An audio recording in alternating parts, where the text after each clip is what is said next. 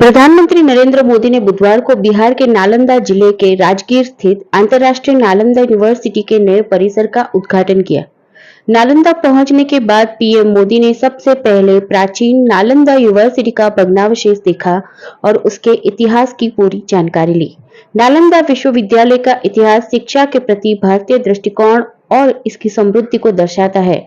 इसका महत्व न केवल भारत के लिए बल्कि पूरे विश्व के लिए अनमोल धरोहर के रूप में है। प्रधानमंत्री नरेंद्र मोदी ने बुधवार को बिहार के राजगीर में नालंदा यूनिवर्सिटी के नए परिसर का उद्घाटन किया। विश्वविद्यालय का नया परिसर विश्व धरोहर स्थल प्राचीन नालंदा महाविहार स्थल के करीब है। विश्वविद्यालय के नए परिसर का उद्घाटन करने के बाद प्रधानमंत्री इस अवसर पर आयोजित कार्यक्रम को भी संबोधित कर रहे थे। इस अवसर पर बिहार के राज्यपाल राजेंद्र वी आलेकर, मुख्यमंत्री नीतीश कुमार, केंद्रीय मंत्री विदेश मंत्री एस जयशंकर और अन्य गणमान्य व्यक्ति भी उपस्थित रहे थे। नालंदा यूनिवर्सिटी के उद्घाटन समारोह में एक महिला पीएम के साथ परछाई की तरह दिखी। सोशल मीडिया पर इसकी चर्चा हो रही है कि आखिर वह महिला कौन है। आइए जानते हैं कौन है यह महिला जो पीएम को नालंदा यूनिवर्सिटी के बारे में एक एक बात बताती दिखाई दे रही थी।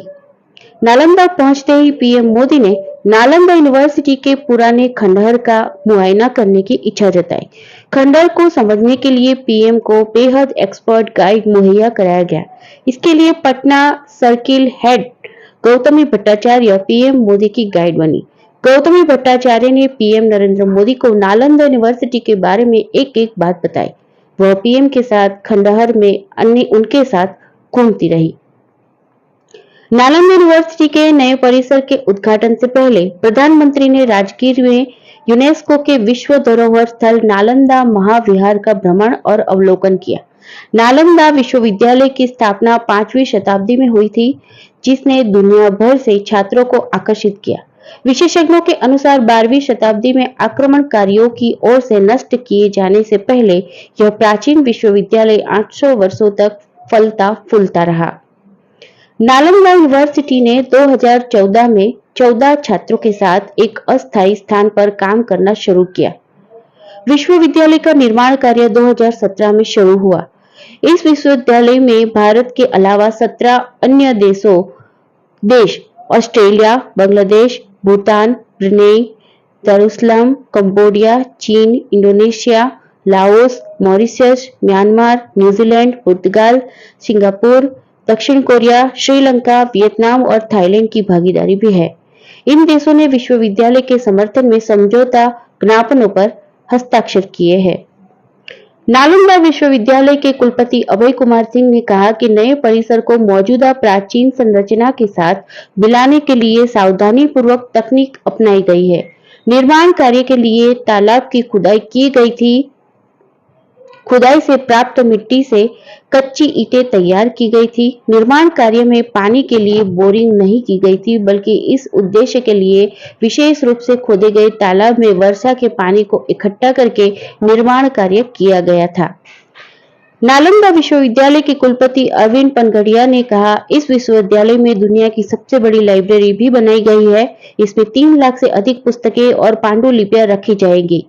कई देशों के छात्र पहले से ही यहाँ शिक्षा प्राप्त कर रहे हैं। नालंदा विश्वविद्यालय की आधारशिला 2016 में रखी गई थी। नालंदा विश्वविद्यालय में 1749 करोड़ रुपए की लागत से 24 बड़ी इमारतें बनाई गई है। परिसर में 40 कक्षाओं वाले 2 शैक्षणिक हॉल है, जिनकी कुल बैठने की क्षमता लगभग 1900 है। इसमें 300 सीटों की क्षमता वाले 2 सभागार है। इसमें लगभग 550 छात्रों की क्षमता वाला एक छात्रावास है।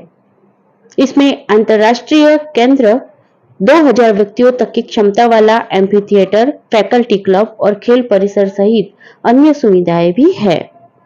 यह परिसर एक नेट जीरो ग्रीन कैंपस है।